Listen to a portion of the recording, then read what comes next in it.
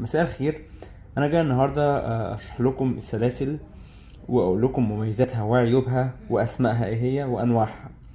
السلسله دي اسمها بروميد 3 في 1، وده الشكل التخين بتاعها وده الشكل الرفيع بتاعها.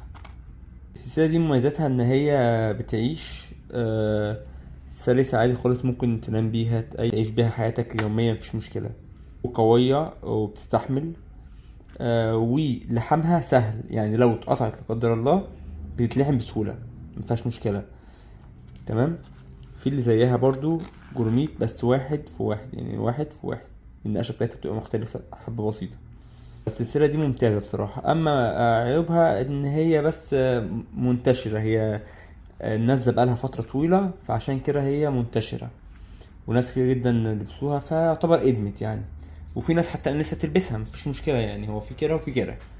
تاني سلسلة، السلسلة دي اسمها ديل الفار. سلسلة ديل الفار دي منها التخين برضو ومنها الرفيع، منها التخين ومنها الرفيع. ديل الفار دي هي شكلها شيك جدا وجديدة ولسه نازلة من قريب مش من بعيد. وموضة نازلة موضة حاليا حتى الآن. الفكرة ان هي عيوبها ان هي ما ينفعش حد ينام بيها كده، تتقطع على طول تتقطم. نفس الكلام برضو الرفيعة بتاعتها لو اتعملت كده تتقطم، ودي لو اتقطمت ما ينفعش تتلحم، ما ينفعش تتلحم، يعني اتقطمت خلاص تعمل انسيال تعمل اي حاجة تانية. فدي عيوب السلسلة دي، مع انها شيك قوي وظريفة جدا وناس كتير جدا بيطلبوها مني، وعامة انا ببيعها كتير جدا. ده السلسلة دي من اكتر السلاسل اللي بتتباع عندي عامة، دي للفار. تعالى جنب نشوف السلسلة اللي بعدها. في السلسلة دي الشبيهة لديل الفار، بس بنقشات بسيطة، اسمها سلسلة اوكسيديه.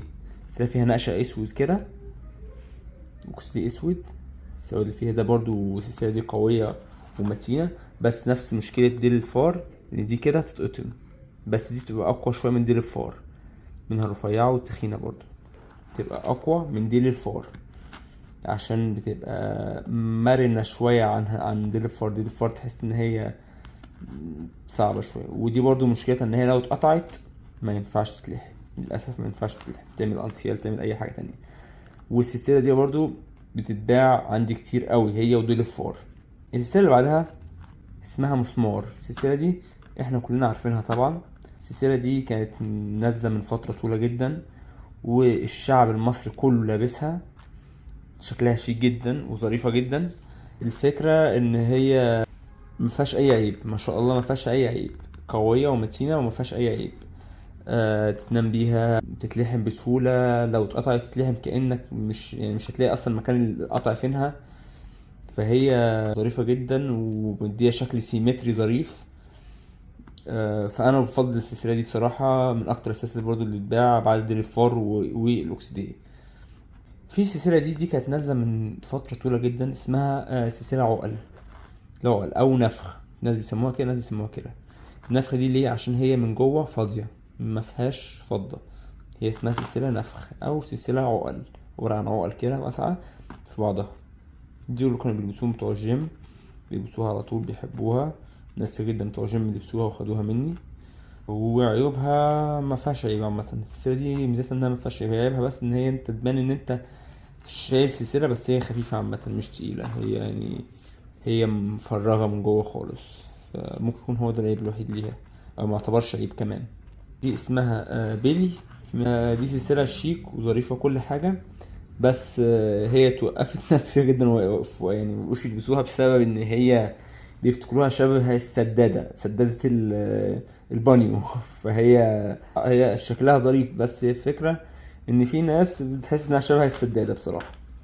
بس عيوبها ان هي برضو ممكن تتقطع كده، ممكن تقطع بسهولة عادي خالص كده. ودي للأسف ما بتتلحمش، دي أصلا مش عبارة عن إنها سلسلة مش ملحومة، لأ دي عبارة عن كل بلية داخلة جوه السلسلة، جوه السلسلة شمروخ كده داخل جوه العقلة بتاعتها، فدي قصتها حاجة تانية بقى، بحيث إنها تخلي البلي كله يروح ويجي معاك كده.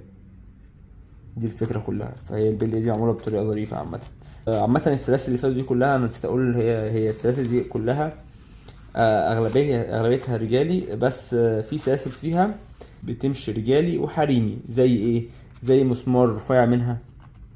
ده في ان حريم، في حريم كتير جدا بيجوا يطلبوها مني بنات. البيلي دي برضو رفيع منها نفس الكلام.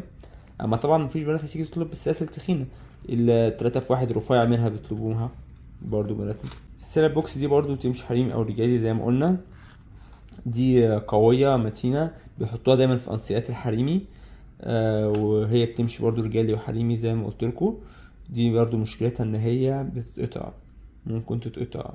دي ممكن تتلحم، بس لو اتلحمت الجزء ده بيبقى ناشف، الجزء ده بيبان ان هو ناشف. دي الفكرة كلها، بس بتتلحم عادي. السلسلة اللي بعدها دي اسمها عيش غراب.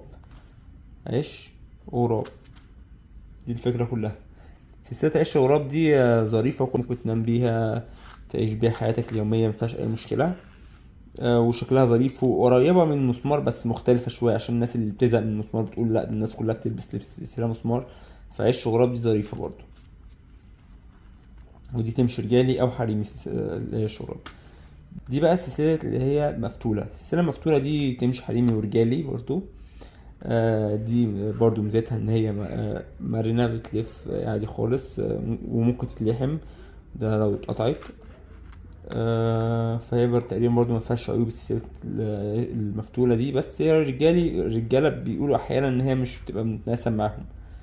دي معظم السلاسل اللي بتباع عندنا في الفضة. يا رب اكون افدتكم.